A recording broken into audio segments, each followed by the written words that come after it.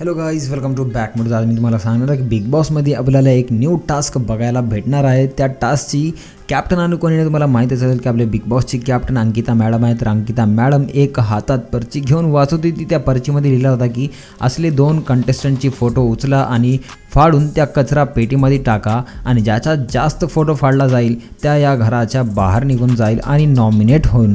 तुम्हाला माहिती असेल नॉमिनेट झालेला पर्सन त्याची जास्त उम्मीद होती की घरामधून ते इव्हिक्टेड होईल. आणि तुम्हाला सांगतो की मी जेव्हा एका कंटेस्टंट येऊन ते फोटो घेऊन ज्यांना जे वाटते की हे कंटेस्टंट घरात राहायला नाही पाहिजे त्यांचे फोटो घेऊन त्या कचरापेटीजवळ जाऊन फाडून त्याचे तुकडे तुकडे करून त्या कचरापेटीमध्ये टाकून टाकले होते.